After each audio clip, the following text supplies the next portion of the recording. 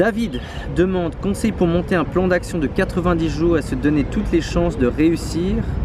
Et si l'on échoue, comment repartir? Alors il y a deux questions différentes, je vais répondre déjà à la première. Plan d'action en 90 jours. Je vous donne un peu mon expérience parce que c'est ce que je fais dans ces vidéos.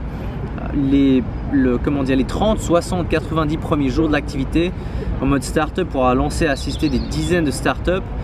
Au début, c'est vraiment une question de survie. Ça veut dire, David, que c'est une question qui dit survie, dit cash, dit revenu rapide pour pouvoir déjà survivre, pour pouvoir réinvestir, pour pouvoir couvrir les charges que tu as déjà. Donc la première chose vraiment, c'est de se demander comment tu vas trouver tes premiers prospects et clients, et surtout tes premiers clients.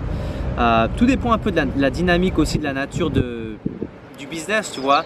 Si tu fais une application, si c'est une application où tu cherches déjà à ramener un maximum d'utilisateurs, forcément la stratégie va être différente que si tu es dans une dynamique de conversion et de revenus purs.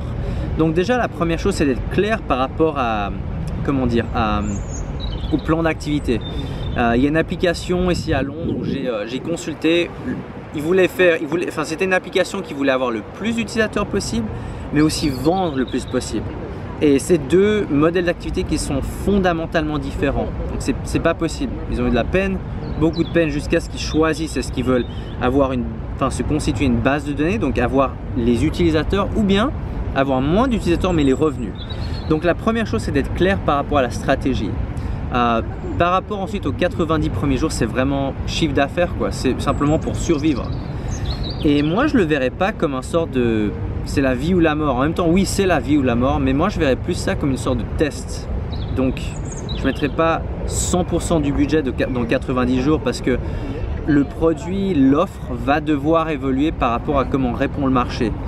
Donc, je verrais pas ça comme ok, mettre tous les œufs dans le même panier pendant 90 jours. Je réfléchirais déjà en étant clair par rapport à comment tu vas monétiser, donc rentabiliser tes efforts, première chose. Et la deuxième chose, de voir, ok, si au bout de ces 90 jours, la deuxième question justement c'est si on échoue, comment repartir? La première chose, c'est de minimiser les possibilités d'échec, donc de ne pas mettre tous les œufs dans le même panier, de ne pas mettre tout ton budget sur 90 jours. Peut-être que tu vas devoir modifier ton produit, peut-être que tu vas devoir racheter du stock si tu vends quelque chose de physique, peut-être que tu vas devoir refaire du marketing. Donc ça dépend un petit peu par rapport à ce que tu fais. J'ai pas plus d'informations sur la question, mais en gros voilà, 90 jours c'est survie pure. Donc comment est-ce que tu vas générer du chiffre pour pouvoir survivre pour la suite? Et l'histoire de comment repartir mieux, c'est plutôt une question d'état d'esprit, de se dire ok, les premiers 30, 60, 90 jours c'est un test finalement. Et beaucoup de startups se lancent en disant ok, c'est la vie ou la mort, et ne s'adaptent pas par rapport à ce que montre le marché. Généralement en startup, il y a beaucoup de petites modifications qui vont devoir être faites. Donc c'est plutôt une question d'adapter ton état d'esprit en se disant ok, on est en phase test pendant les premiers 2, 3, 4, 5, 6 mois. Et par rapport à ça ensuite, c'est là que tu peux vraiment augmenter tes chances de réussir dans ton business en phase startup surtout.